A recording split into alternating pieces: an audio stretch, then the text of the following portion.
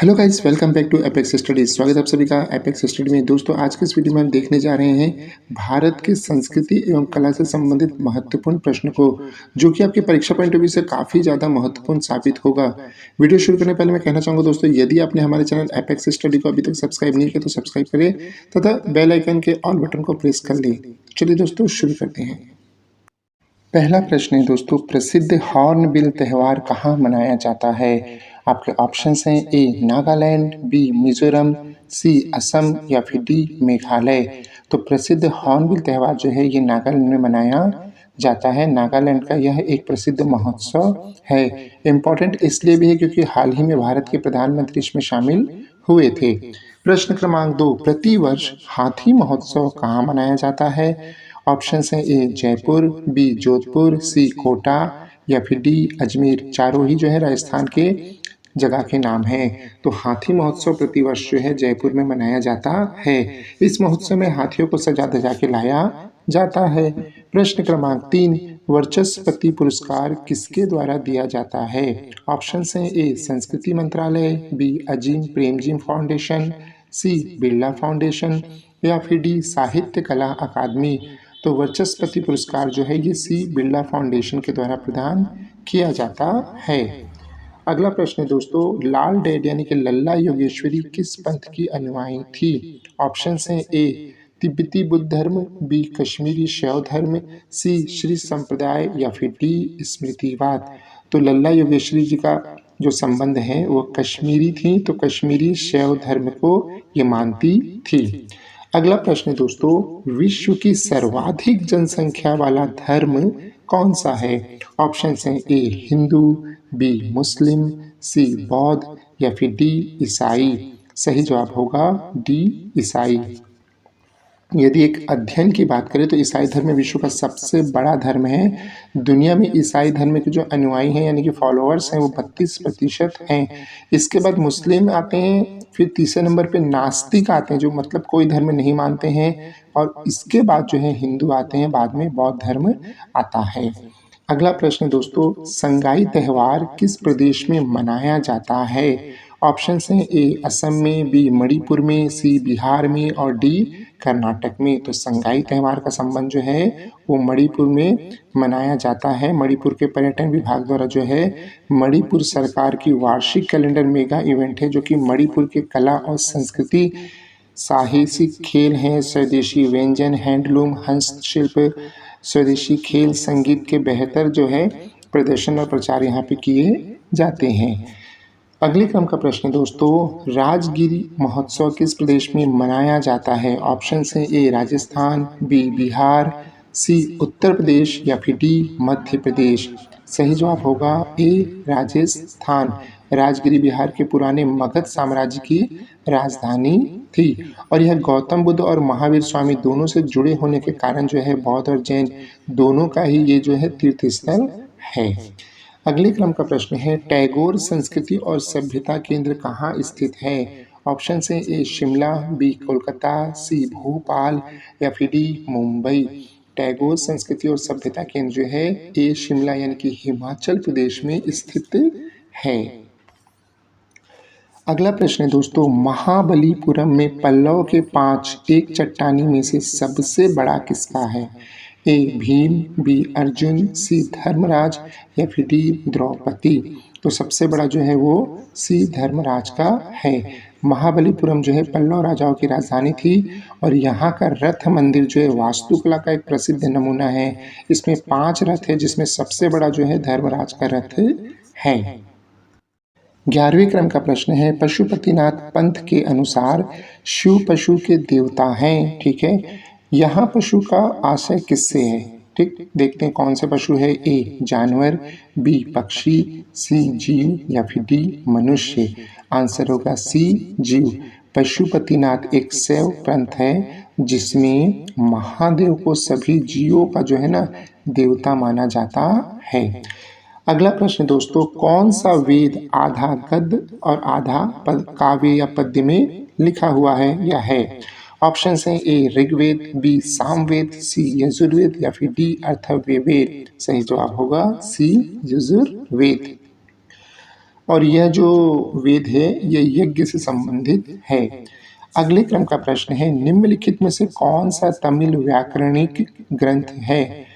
Option है ए पट्टू, B शिलापट्टीकरणम, सी तोलकाप्यम या फिर डी इनमें से कोई नहीं।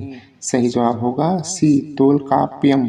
यह जो है तमिल व्याकरणिक ग्रंथ है और यह जो है द्वितीय संगम युग का ग्रंथ माना जाता है, जिसे अगस्त्य के ऋषि के सदस्य तोलकाप्य द्वारा लिखा गया था। अगले क्रम का प्रश्न है, निम्नलिखित में से किस मुस्लिम विद्वान ने एक दशक तक संस्कृत और ज्योतिष का वाराणसी में अध्ययन किया? ऑप्शन है ए अल-बिरूनी, बी इब्न बतूता, सी अमीर खुसरो, डी इनमें से कोई नहीं। ऑप्शंस थे, सही जवाब होगा ए अल-बिरूनी। अल-बिरूनी ने एक दशक तक मतलब कि पूरे 10 वर्ष तक जो है संस्कृत और ज्योतिष का वाराणसी में रह के अध्ययन किया था। अगला प्रश्न दोस्तों, शून्य का आविष्कार किसने किया? ऑप्शन है आर्यभट्ट, बी ब्रह्मभट्ट, सी वराहमिहिर या फिर डी अज्ञात भारतीय। अब थोड़ा इसको ध्यान से देखिएगा, जैसे ये प्रश्न आया होगा आप सभी जो है के मन में आ गया होगा कि आर्यभट्ट ने जो है शून्य का आविष्कार किया था। लेकिन यदि मान लीजिए ऑप्शन में डी अज्ञात भारतीय आता है तो आपको इसी को लगाना है। तो इसका सही जवाब होगा अज्ञात भारतीय। क्यों? क्योंकि प्राचीन भारतीय सभ्यता का एक सबसे महत्वपूर्ण योगदान शून्य का आविष्कार है और यह सिस्टम अंक के लिए स्थान मान निर्देशित करके 9 अंकों और शून्य के लिए प्रतीकों को सभी अभिन्न संख्याओं को इंगित करने के लिए उपयोग करता है। अब देखा जाए तो इसका प्रयोग वाल्मीकि रामायण में, वेदों में किया गया है, इसका प्रयोग हड़प्पा सभ्यता में भी किया गया है। तो इस आधार पर हम कह सकते हैं कि शून्य की खोज जो किसी अज्ञात भारतीय ने ही की थी। अगले क्रम का प्रश्न है, थीपुसम त्यौहार किस समुदाय के द्वारा मनाया जाता है? ऑप्शन है ए तमिल, बी तेलुगु, सी मराठी या फिर डी मलयालम। सही जवाब होगा ए तमिल के द्वारा। थीपुसम त्यौहार जो है हिंदू धर्म का तमिल समुदाय का त्यौहार है और अगर बात करोगे तो यह त्यौहार जो है भारत के अलावा Sri Lanka, Thailand, Mauritius, Singapore, Malaysia, Myanmar में भी मनाया जाता है। तो काफ़ी बड़ा त्यौहार है भाई। अगला प्रश्न है, निम्नलिखित में से किसे बंगाल का गीत गरबा कहा जाता है? गीत गरबा। ऑप्शन है ए सुचित्रा सेन, बी अमरावती, सी कानन देवी या फिर डी भारती शिडोरकर। सही जवाब होगा ए सुचित्रा सेन। प्रश्न क्रमांक अगला, सबरीमाला किस प्रदेश में है? ऑप्शन है ए तमिलनाडु, बी केरल, सी आंध्र प्रदेश या फिर डी कर्नाटक। तो सबरीमाला मंदिर काफ़ी बीच में प्रसिद्ध हुआ था, हाईलाइट हुआ था, न्यूज़ में था। तो यह जो है केरल में स्थित है। सबरीमाला एक हिंदू तीर्थ स्थल है जो कि केरल के पत्तनामथिट्टा जिले में के मतलब मैं इसका नाम नहीं ले पा रहा हूँ क्योंकि आप समझ सकते हैं ना, साउथ इंडियन नेम से फिर से मैं लिख देता हूँ। पत्तनामथिट्टा जिले में पेरुडू ग्राम पंचायत में है और यह पश्चिमी घाट जो है यहाँ पे पेरियार टाइगर रिजर्व में स्थित है। अगला प्रश्न है दोस्तों, मेघदूतम की रचना किसने की? बहुत इंपॉर्टेंट क्वेश्चन हैं, जितने भी क्वेश्चन हैं काफ़ी इंपॉर्टेंट है। और वीडियो को भी तक आपने लाइक नहीं किया तो लाइक ज़रूर करें क्योंकि आपको मेरे ख्याल से क्वेश्चन काफ़ी अच्छे लग रहे होंगे। चलिए, ऑप्शन से एक वराहमिहिर, बी कालिदास, सी सूरदास या डी इनमें से कोई नहीं। तो मेघदूतम काफ़ी प्रसिद्ध कृति है किनकी? कालिदास की। अगला प्रश्न दोस्तों, बेसिलिका ऑफ बॉम जीसस नामक विश्व धरोहर स्थल किस प्रदेश में है? आपके ऑप्शन हैं ए महाराष्ट्र, बी गोवा, सी तमिलनाडु या फिर डी मणिपुर। सही जवाब होगा बी गोवा। अगला प्रश्न है दोस्तों, निम्नलिखित में से कौन सा मंदिर वास्तुकला की द्रविड़ शैली की विशेषता है? तो ये है ऑप्शन ए शिखर, बी गोपुर, सी विमान या फिर डी मंडप।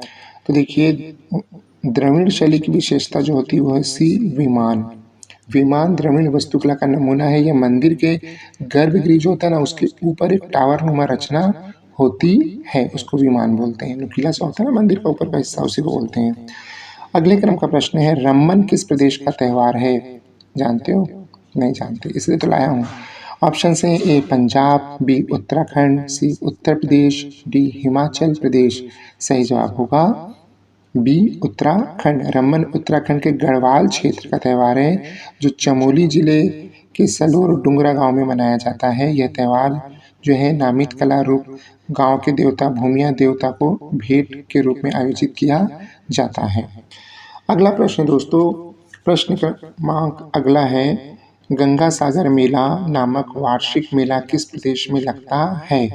ठीक है, गंगा सागर नाम का जो मेला है कहाँ लगता है? ऑप्शन है ए उत्तर प्रदेश, बी बिहार, सी पश्चिम बंगाल और फिर डी कर्नाटक। तो इसका सही जवाब होगा सी पश्चिम बंगाल। सभी जानते हैं गंगा सागर जो है लोग जाते हैं, तीर्थ स्थल है, काफ़ी प्रसिद्ध है हिंदुओं का। ठीक है, और गंगा सागर मेला जो है कुंभ के बाद भारत का बोल सकते हैं सबसे दूसरा बड़ा मेला होता है जो कि बंगाल के सागर द्वीप में लगता है। ये जनवरी में 6 दिन लगता है भी जानिएगा। और श्रद्धालु जो है मकर संक्रांति आती है ना, हाँ, तो उसके दिन जो है पवित्र नदी में जाके स्नान वगैरह करते हैं और यहाँ पे कपिल मुनि मंदिर का भी दर्शन करते हैं। और इसी के आसपास जो है आपके काली माता जी का भी मंदिर है। चलिए अगला प्रश्न दोस्तों, भारत का सबसे बड़ा संग्रहालय कौन सा है? ये रहे ऑप्शंस, ए निजाम का संग्रहालय, बी सलार जंग संग्रहालय, सी आंध्र प्रदेश प्रादेशिक पुरातत्व संग्रहालय या फिर डी भारतीय संग्रहालय कोलकाता। सही जवाब होगा भारतीय संग्रहालय कोलकाता। ठीक है, इसको जो है 1878 में खोला गया था। ओके, अगले क्रम का प्रश्न दोस्तों, चोरटेन किस धर्म से संबंधित हैं? ऑप्शन है ए पारसी, बी बौद्ध, सी ईसाई या फिर डी यहूदी। चोरटेन जो है ये बौद्ध धर्म से संबंधित हैं। देखिए उत्तर पूर्वी भारत तरफ जाएंगे ना या तिब्बत में जाएंगे ना तो चोरटेन बौद्ध स्तूपों को वहाँ पे कहा जाता है। ठीक है, तो चोरटेन जो है बौद्ध स्तूप है एक प्रकार से, ये जानिएगा।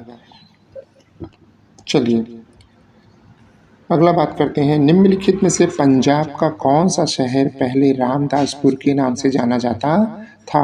ऑप्शन है ए जालंधर, बी पटियाला, सी अमृतसर या फिर डी चंडीगढ़। सही जवाब होगा सी अमृतसर। अमृतसर का पुराना नाम जो है रामदासपुर था। अगला प्रश्न है दोस्तों, यक्षगान किस प्रदेश का लोक नाट्य है? काफ़ी प्रसिद्ध है, काफ़ी इम्पोर्टेंट भी है। ऑप्शन है ए पंजाब, बी कर्नाटक, सी उत्तर प्रदेश या फिर डी बिहार। सही जवाब होगा बी कर्नाटक। यक्षगान जो है कर्नाटक का लोक नाटक है। अगला महत्वपूर्ण प्रश्न है, अग्नि मंदिर किस धर्म का पूजा स्थल है? ये आप बचपन से पढ़ते आ रहे होंगे, फिर भी ले लेते हैं। ऑप्शन है ए हिंदू, बी बौद्ध, सी जैन और डी पारसी। तो अग्नि मंदिर जो है वो पारसी, डी सही जवाब होगा। अगले क्रम का प्रश्न है, राष्ट्रीय कबीर सम्मान किस प्रदेश की सरकार द्वारा दिया जाता है?